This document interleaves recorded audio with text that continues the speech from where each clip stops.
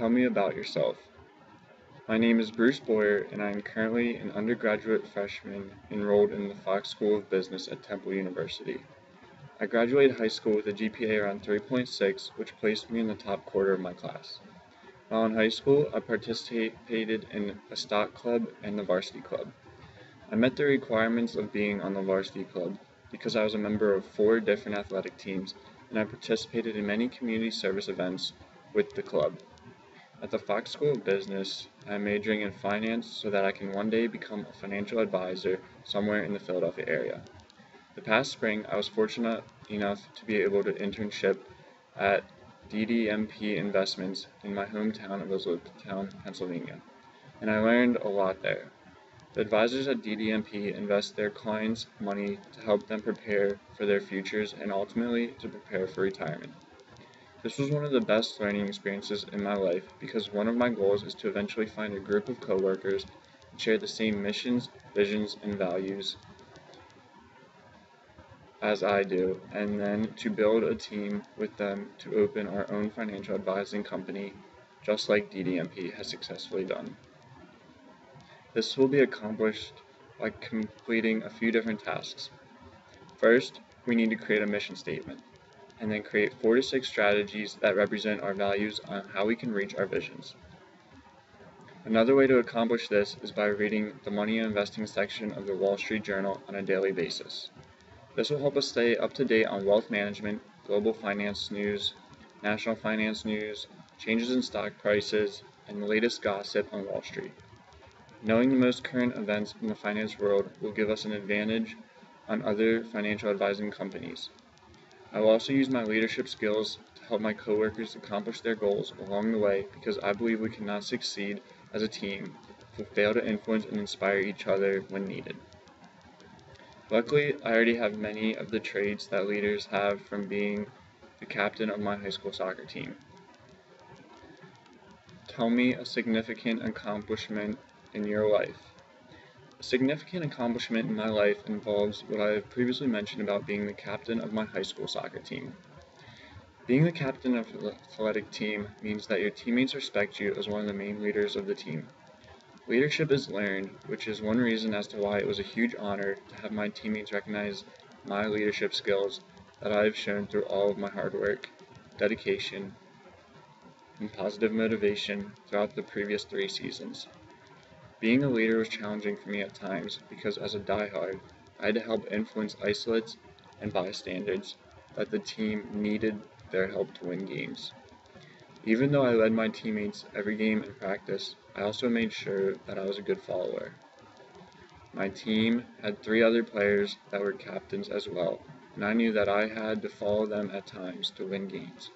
Without followers, there are no leaders, which meant the 4 of us had an equal amount of work to do.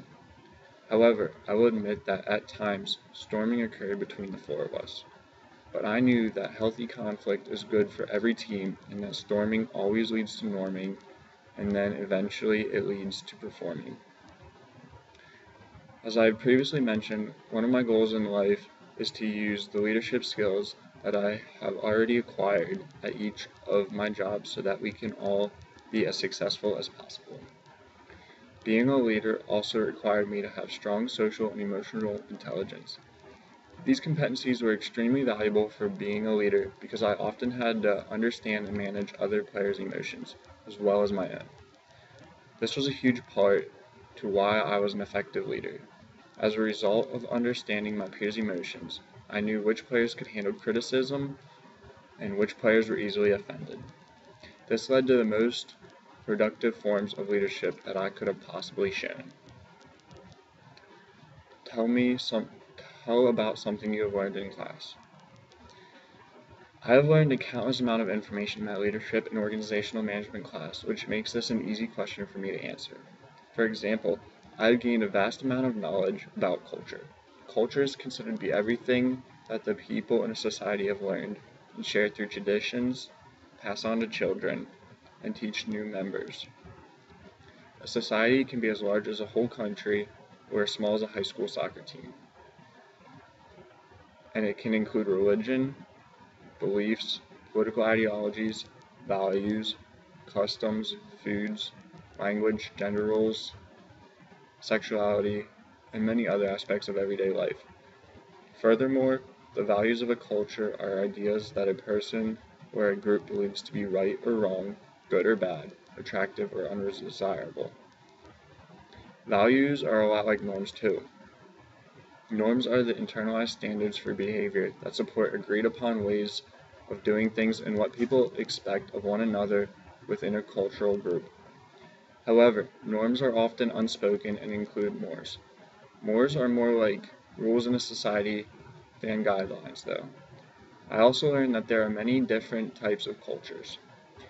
Cultures are dynamic and cultures are constantly changing over time. Cultures can be strong, weak, or balanced, which is the most successful type of culture. I'm thankful that I have learned all of this information about culture in class because when it comes to cultures, especially at work, it is not all about individual behavior. Culture is a powerful force in our lives, and it affects virtually everything we do. This means that to be successful at anything in life, including a leader, manager, and employee, I have to appreciate how culture affects people, influences relationships, and impacts organizations. By having this knowledge, in the future I will be able to help each culture that I am part of, as well as to become a leader of those cultures. Thank you for your time.